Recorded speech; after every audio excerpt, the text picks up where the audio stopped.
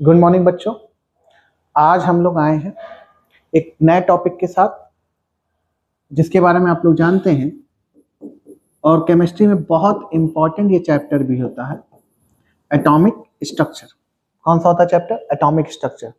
क्यों इंपॉर्टेंट होता है इसके बारे में भी जानेंगे और ये आपके फिजिक्स में भी काम आता है। कहाँ काम आता है? फिजिक्स में भी काम आता है। एटॉमिक स्ट्रक्चर क्यों पढ़ना है सबसे पहले ये जानेंगे और क्या क्या चीजें पढ़नी है इसमें हमें ये समझना होगा। बिना इसके जाने आप लोग कोई भी चैप्टर कभी पढ़ते नहीं है जब तक इसके बारे में ना पता चल जाए क्यों पढ़ना है, कहाँ पढ़ना है। तो सबसे पहले बात करते हैं कि एटॉमिक स्ट्रक्चर चैप्टर क्यों रखा गया है यहाँ पे, 12th क्लास में क्यों रखा गया। तो इसको समझेंगे 9th क्लास में। 9th क्लास में आपको डाल्टन एटॉमिक थ्योरी पढ़ाई जाती है। डाल्टन एटॉमिक थ्योरी पढ़ाई जाती है जिसमें एटम के बारे में कुछ कुछ चीजें आपको बताई जाती हैं कि एटम क्या होता है। एटम के बारे में आपको सारी चीजें पता चल जाती हैं। अब क्या हुआ, आगे जब इस पर रिसर्च हुई तो एटम के स्ट्रक्चर के बारे में बहुत चीजें जानने की कोशिश की गई और बहुत चीजें जानी भी गई, जिससे फिर इस चैप्टर को बनाया गया एटॉमिक स्ट्रक्चर। इसका नाम रखा गया। क्या नाम रखा गया? Atomic structure. ठीक है, अब इसमें क्या क्या चीजें पढ़नी है वो समझ लेते हैं। देखिए, एटॉमिक स्ट्रक्चर में बेसिक सबसे पहले हम लोग बात करते हैं, जो हमें सबसे पहले याद होना चाहिए, डाल्टन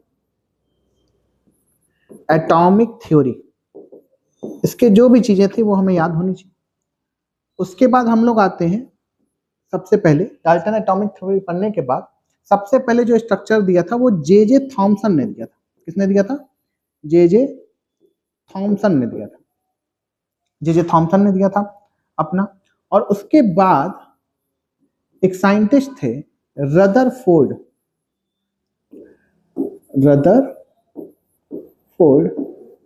रदरफोर्ड ने अपना अल्फा रे स्पेक्ट्रम और रदरफोर्ड मॉडल दिया। रदरफोर्ड मॉडल दिया एटॉमिक स्ट्रक्चर पे। ठीक, रदरफोर्ड मॉडल किस एक्सपेरिमेंट से? अल्फा रे स्कैटरिंग स्पेक्ट्रम से। इससे आपसे रदरफोर्ड मॉडल दिया। ठीक, तो आज हम लोग बात करते हैं रदरफोर्ड मॉडल की। किसकी बात करते हैं? रदरफोर्ड मॉडल की। बहुत आसान सा मॉडल है, इजी वे में समझ में आ जाएगा। कनेक्ट करते हुए चलते हैं। जे थॉमसन का जो मॉडल था वो आपको याद होगा, वाटरमेलन मॉडल होता है। इस मॉडल में क्या कहा जाता है? इस मॉडल में यह कहते हैं कि जो पॉजिटिव चार्ज होता है वो पूरे स्फेरिकल एटम में डिस्ट्रीब्यूटेड रहता है इक्वली, और बीच बीच में electron as a seed of watermelon इसमें डिस्ट्रीब्यूट रहता है। Electron as a watermelon seed इसमें डिस्ट्रीब्यूट रहता है, जिससे ये पूरा एटम न्यूट्रल बना रहता है। ठीक है, अब ये जे थॉमसन का मॉडल था, कुछ दिनों तक चला। उसके बाद रदरफोर्ड ने अपना एक एक्सपेरिमेंट किया जिसे हम लोग कहते हैं अल्फा रे स्कैटरिंग स्पेक्ट्रम। ठीक, ये किया। चलिए अब उसी एक्सपेरिमेंट के बारे में बात करते हैं। क्या है एक्सपेरिमेंट? देखिए सब लोग, ये आपका एक्सपेरिमेंट है। बहुत सिंपल सा एक्सपेरिमेंट है। डायग्राम इसलिए यहां रखा गया है क्योंकि समझना आसान हो जाए। क्या था स्पेक्ट्रम? देखिए, इन्होंने कहा कि यहां से एक सोर्स है जहां से आपके बीम ऑफ अल्फा पार्टिकल्स निकल रहे हैं। क्या निकल रहे हैं? Beam of alpha particles. अभी सिर्फ जानेंगे कि अल्फा पार्टिकल्स होते हैं। वो एक पार्टिकल है जिसको गोल्ड फॉइल पे, किस पे? गोल्ड फॉइल पर बम्बार्डेड किया गया। किस पे किया गया? गोल्ड फॉइल पे बम्बार्डेड किया गया। जब गोल्ड फॉइल पे बम्बार्डेड किया गया तो ये देखा गया कि ये पार्टिकल अलग अलग डायरेक्शन में मूव कर रहे थे। क्या कर रहे थे? अलग अलग डायरेक्शन में मूव कर रहे थे। और किस पर? फ्लोरोसेंट स्क्रीन पर, जिसे हम लोग फ्लोरोसेंट स्क्रीन कहते हैं, जिंक सल्फाइड की बनी होती है, इस पर मूव कर रहे थे। और जब इस पर इम्बर्ड होते हैं तो इस पर क्या निकलती है? लाइट निकलती है। क्या निकलती है? लाइट। और ये अलग अलग डायरेक्शन में जा रहे थे। क्या कह रहे थे? अलग अलग डायरेक्शन में जा रहे थे। अब इसी एक्सपेरिमेंट को करके रदरफोर्ड ने कुछ पास्टुलेट दिए। क्या दिए? कुछ पास्टुलेट दिए और उसके बाद उसका कंक्लूजन निकाला। कुछ पास्टुलेट दिए इसी एक्सपेरिमेंट करके, फिर कंक्लूजन निकाला और रदरफोर्ड मॉडल के बारे में बताया। किसके बारे में बताया? रदरफोर्ड मॉडल के बारे में बताया। ठीक, इतनी बात सबको समझ में? क्या है पहले एक्सपेरिमेंट फिर से समझ लेते हैं। सोर्स है, सोर्स से अल्फा रे निकल रही है। अल्फा रे निकल रही है। अल्फा रे जा रही है किस पे? गोल्ड फॉइल पर। गोल्ड फॉइल पर इम्बार्डेड हो रही है। और जैसे पार्टिकल इस पे इम्बार्डेड, अलग अलग डायरेक्शन में क्या होता है? स्कैटर्ड हो रहे हैं। क्या हो रहा है? स्कैटर्ड हो रहे हैं।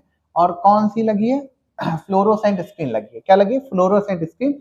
माइक्रोस्कोप से इसे देखा जा रहा है। तो देखिए यहाँ पे ब्राइटनेस, अलग अलग जगह ब्राइटनेस आ रही थी, ग्रीन कलर की ब्राइटनेस आती है।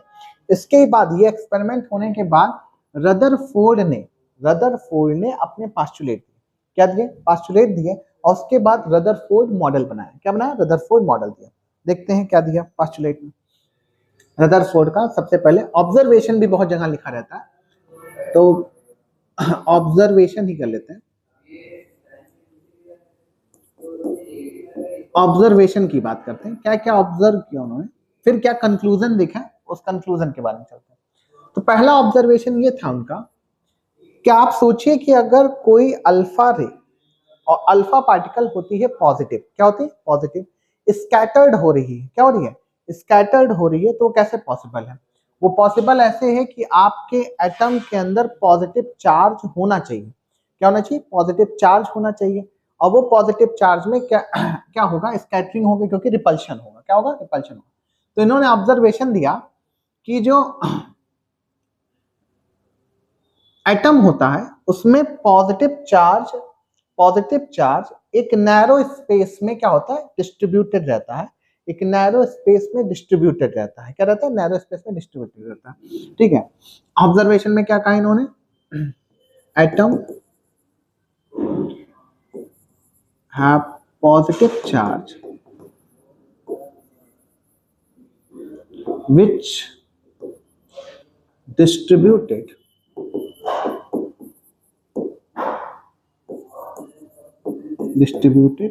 very small space, very small space। ठीक, वेरी स्मॉल स्पेस, जिसको आगे चलकर उन्होंने न्यूक्लियस नाम दिया। क्या दिया? न्यूक्लियस नाम दिया। क्या नाम दिया? न्यूक्लियस नाम दिया। सेकेंड ऑब्जर्वेशन इन्होंने क्या बताई? सेकेंड ऑब्जर्व ये कहा कि जो अल्फा रे है, मैक्सिमम अल्फा रे क्या हुए? स्ट्रेट लाइन में मूव हो गए। Straight maximum alpha ray move to straight line. Maximum alpha ray move to straight line. Maximum alpha ray क्या हुए? स्ट्रेट लाइन में मूव कर गए। क्या हुए? स्ट्रेट लाइन में मूव कर गए। इसका मतलब ये दोनों एक जैसा ऑब्जर्वेशन मिला। जब ऐसा होगा, इसका मतलब यही पॉसिबल है कि एटम में जो पॉजिटिव चार्ज है वो एक बहुत स्मॉल स्पेस में डिस्ट्रीब्यूटेड है, जिसका नाम इन्होंने न्यूक्लियस रखा। क्या रखा? न्यूक्लियस रखा। फिर आगे इन्होंने ऑब्जर्व देखा। क्या ऑब्जर्व देखा? लगभग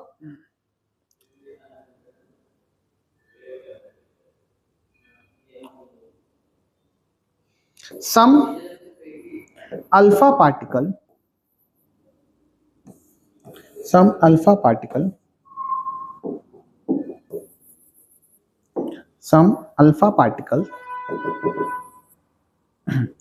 scattered कुछ अल्फा, हम शॉर्ट फॉर्म में लिख रहे हैं, बहुत ज्यादा हमें डिटेल भी समझना है, लेकिन पहले चीजें ऊपर से समझनी क्या क्या कह रहा है कि सम अल्फा पार्टिकल स्कैटर्ड। इसका मतलब है कुछ अल्फा पार्टिकल स्कैटर्ड हो जा रहे हैं। और चौथा ऑब्जर्वेशन इन्होंने जो बेसिक ऑब्जर्वेशन देखा, क्या देखा? Approximately 2000 out of 2000 out of 20,000 particle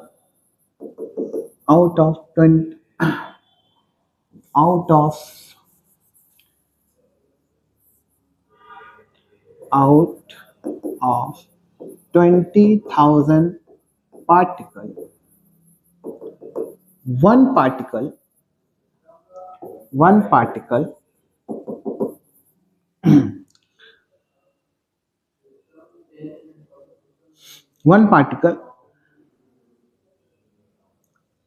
back to its own path। एक ऑब्जर्वेशन इन्हें ये मिला कि लगभग 20,000 पार्टिकल्स में से एक पार्टिकल ऐसा था जो अपने पाथ पर दोबारा वापस लौट आ रहा था। ठीक है, back to own its path, वापस आ जा रहा था। अब इससे क्या हुआ, जब इन्होंने ये ऑब्जर्वेशन देखा तो इन्होंने कुछ कंक्लूजन बनाए। क्या बनाए? कुछ कंक्लूजन बनाए। उस कंक्लूजन पे चलेंगे और फिर इन्होंने अपना एक क्या दिया, रदरफोर्ड मॉडल दिया। क्या दिया? रदरफोर्ड मॉडल दिया। ठीक है, इतनी बात सबको समझ में आ गई। चलिए अब देखते हैं कंक्लूजन क्या है।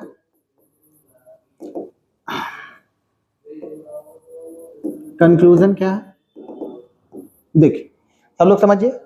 ऑब्जर्वेशन समझ में आया, कंक्लूजन क्या निकाला इन्होंने? पहला सबसे इंपॉर्टेंट कंक्लूजन निकाला क्या, कि जो पॉजिटिव चार्ज होगा, पॉजिटिव चार्ज होगा, positive charge of atom only present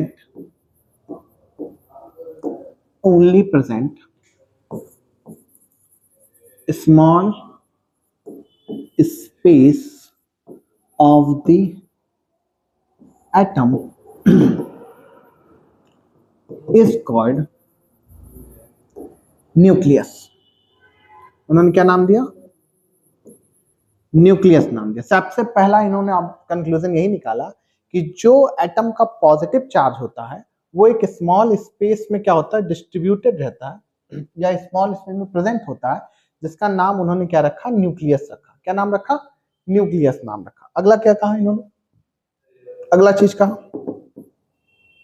the maximum part of atom is hollow. इन्होंने ये कहा कि जो मैक्सिमम पार्ट होता है एटम का वो हॉलो होता है। क्या होता है? हॉलो होता है। हॉलो का मतलब खाली रहता है। क्या रहता है? खाली रहता है। तीसरा इन्होंने दिया कि the mass of atom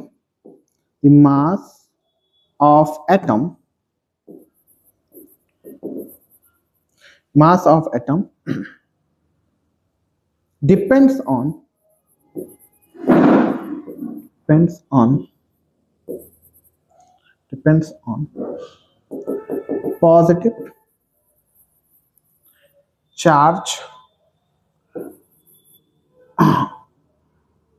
positive charge of nucleus present in the atom। इन्होंने बताया जी मास ऑफ द एटम क्या होता है, depends on the positive charge of the nucleus. Positive charge present of the nucleus कर दे रहा है। Positive charge present of the nucleus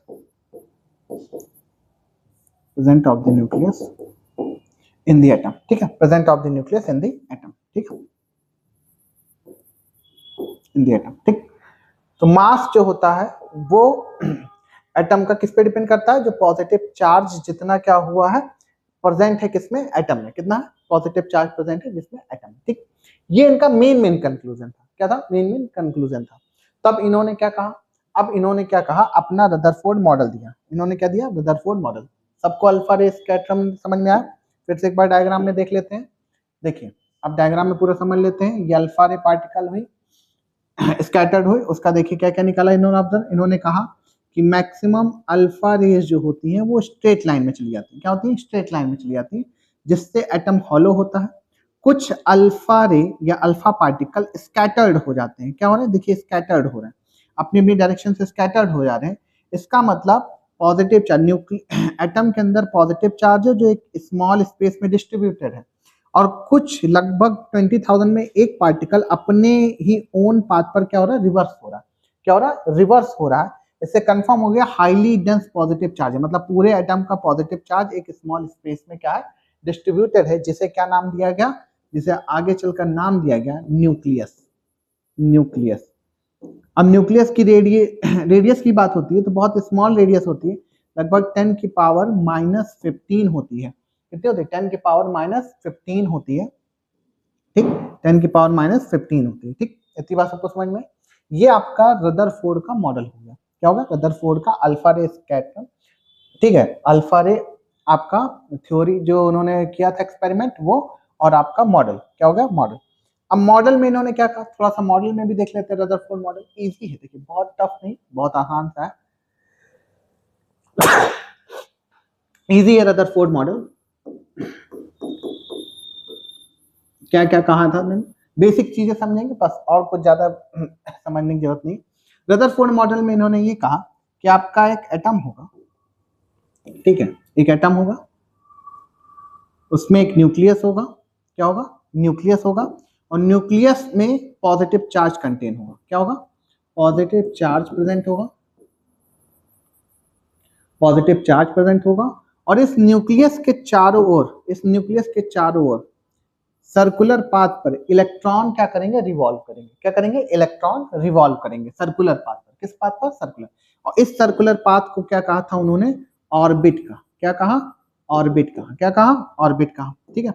ये Rutherford का बहुत बेसिक सा, अगर मैं आपको ऊपर ऊपर की बात समझाने की कोशिश करूँ तो उनके मॉडल में इतनी चीजें थी कि एटम जो होता है स्फेरिकल होता है, उसके पास एक न्यूक्लियस होता है, न्यूक्लियस में पॉजिटिव चार्ज कंटेन करता है, और इलेक्ट्रॉन इस न्यूक्लियस के चारों ओर रिवॉल्व करता है, और जिस पाथ पर ये रिवॉल्व करता है उसे उन्होंने ऑर्बिट कहा, क्या कहा, ऑर्बिट कहा। ये रदरफोर्ड का बेसिक सा मॉडल होता है जिसके एटम के बारे में बात करते हैं। अब इस मॉडल में हुआ क्या, और चीजें समझते हैं कि इस मॉडल में एक थ्योरम आपसे पूछी जाती है, क्लोजेस्ट डिस्टेंस। क्या पूछा जाता है, क्लोजेस्ट डिस्टेंस। क्यों ये पूछते हैं, या क्लोजेस्ट डिस्टेंस, क्लोजेस्ट डिस्टेंस पूछते हैं, उसके बारे में डिस्कस कर लेते हैं। मॉडल सबको समझ में आएगा, इतना ही बेसिक अगर मॉडल समझे तो इतना ही है। अब आपके मन में आ रहा होगा कि इलेक्ट्रॉन जब रिवॉल्व कर रहा है तो वो बैलेंस कैसे है, क्योंकि न्यूक्लियस फोर्स ऑफ अट्रैक्शन लगाएगा, क्या लगाएगा, न्यूक्लियस फोर्स ऑफ अट्रैक्शन लगाएगा, तो वो अगर रिवॉल्व कर रहा है तो वो बैलेंस कैसे होता है। तो देखिए इसमें फोर्स होता है, एक होता है सेंट्री, आपने पढ़ा होगा फिजिक्स में, सेंट्रीपिटल फोर्स और सेंट्रीफ्यूगल फोर्स। एक होता है सेंट्रीफ्यूगल फोर्स, और इसको बैलेंस करता है कूलाम्बिक फोर्स। कौन सा बैलेंस करता है, कूलाम्बिक फोर्स से बैलेंस करता है, जिसकी वजह से इलेक्ट्रॉन इजीली क्या होते हैं, ऑर्बिट में रिवॉल्व करते रहते हैं बिना न्यूक्लियस की तरफ जाए। तो दो फोर्स एक दूसरे को क्या करता है, बैलेंस करता है। कौन कौन सा, एक होता है आपका कूलाम्बिक फोर्स, कूलाम्बिक फोर्स इसे बैलेंस करता है, ठीक है।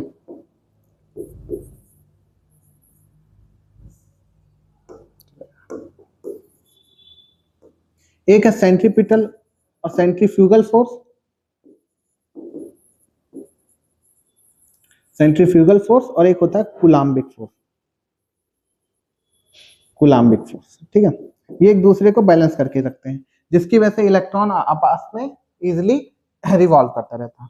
लेकिन आपसे रदरफोर्ड में क्या पूछेगा, सबसे इंपॉर्टेंट चीज वही है, आपसे रदरफोर्ड में क्या पूछा जाएगा, सबसे इंपॉर्टेंट चीज वही है। तो आपको रदरफोर्ड में सबसे इंपॉर्टेंट चीज पूछी जाती है, आपको याद होगा क्लोजेस्ट डिस्टेंस का फॉर्मूला, क्लोजेस्ट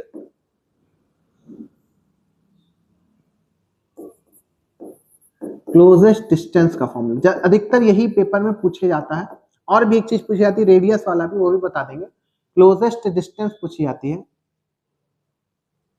क्लोजेस्ट डिस्टेंस क्या होती है, क्लोजेस्ट डिस्टेंस देखिए, अगर आपका ये अल्फा पार्टिकल है, ध्यान समझने की कोशिश कीजिएगा, ये आपका अल्फा पार्टिकल है, ठीक, ये आपका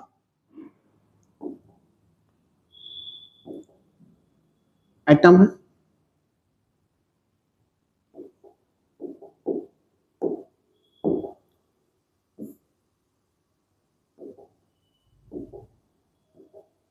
ये आपका एटम है,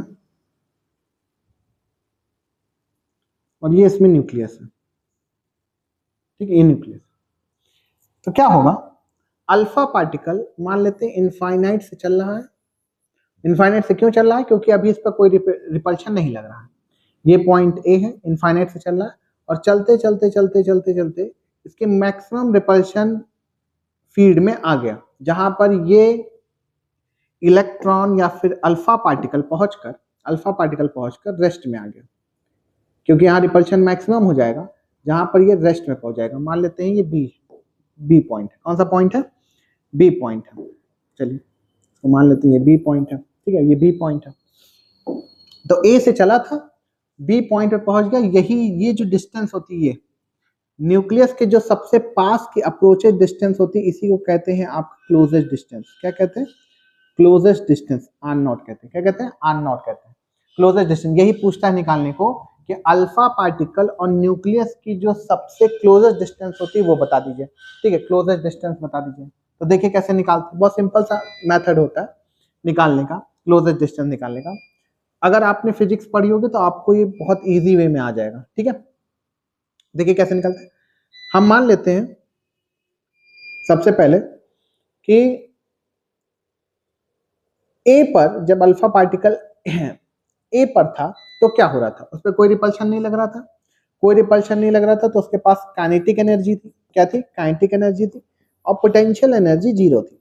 तो इस समय काइनेटिक एनर्जी थी इसके पास कितना? Half m v square. क्या था? Half m v square. और पोटेंशियल एनर्जी 0 थी। जब ये बी पॉइंट पे पहुंचा, ये एट पॉइंट ए पर है, एट पॉइंट ए।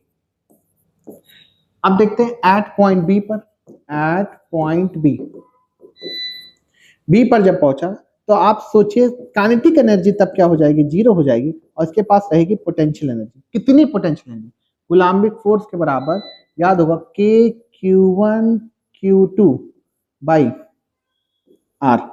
ये हो जाएगा के Q1 Q2 बाई आर। अब जब यहां पहुंच गया तो ये मैक्सिमम हो गया, तो मतलब दोनों एनर्जी आपस में बराबर हो गई। तो half m v square equal to k Q1 Q2 by r, यही आर नॉट होता है। क्या होता है? R naught. तो आर नॉट की वैल्यू निकाल लेते हैं। तो आर नॉट की यहां से वैल्यू निकल के आएगी, are naught equal to 2 k Q1 Q2 by m v square. M v square क्या होती है? M v square. ठीक है, अब यही चीज अल्फा पार्टिकल के लिए जब निकालेंगे, किसके लिए निकालेंगे? अल्फा पार्टिकल के लिए निकालेंगे। तो क्या निकल के आएगा? फॉर्मूला समझ में आया सबको? तो अल्फा पार्टिकल के लिए निकालेंगे और न्यूक्लियस के लिए रखेंगे तो वैल्यू क्या बन जाएगी? देखिए इधर सब लोग, क्या निकला? Are naught equal to 2 k Q1 Q2 by Q1 Q2 by आपका इधर आ गया था एम वी स्क्वायर। तो अगर हम लोग अल्फा पार्टिकल की बात करते हैं, अल्फा पार्टिकल की बात करते हैं, तो यहां Q1 की वैल्यू आ जाएगी 2e। और चूंकि न्यूक्लियस की बात कर ही रहे हैं तो वहां पे क्या आ जाएगा आपका?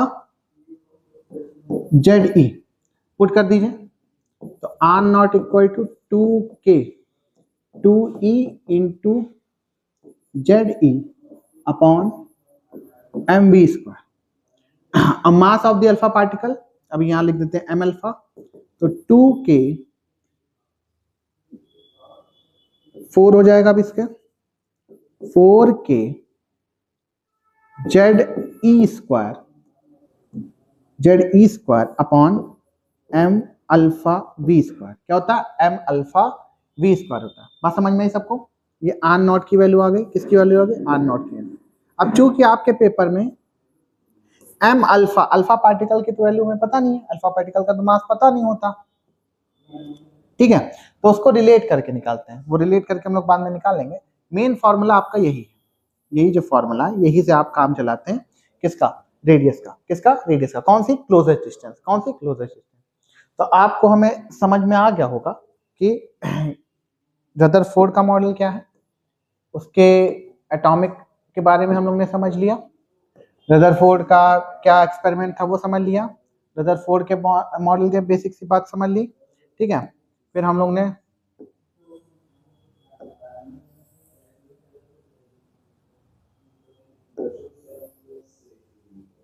ने कंक्लूजन जो निकाला था वो समझ लिया। रदरफोर्ड मॉडल देखा, रदरफोर्ड मॉडल से क्लोजेस्ट डिस्टेंस निकाली और क्लोजेस्ट डिस्टेंस का फॉर्मूला देखा। क्या देखा? फॉर्मूला देखा। तो आई होप आप लोग को आज रदरफोर्ड मॉडल बेसिक चीजें उसके ऊपर ऊपर की थोड़ी समझ में आ गई होंगी। और भी डिटेल में इसको बताया जा सकता है, लेकिन पहले हम लोग छोटे से स्टेप्स से यूज करते हैं कि बेसिक चीजें हम लोग को दिमाग में बैठे क्या क्या चीजें। थैंक यू फॉर आज। आप लोग सभी यार अप्रिशिएट किए हमारे। ठीक है, अब फिर आगे डिस्कस करेंगे रदरफोर्ड के ही मॉडल को और डिटेल में, जिससे आपका जेईई नीट का पेपर इजी वे में सॉल्व हो जाए। तो मुझे लगता है कि आज के लिए इतना इनफ है। ठीक, थैंक यू।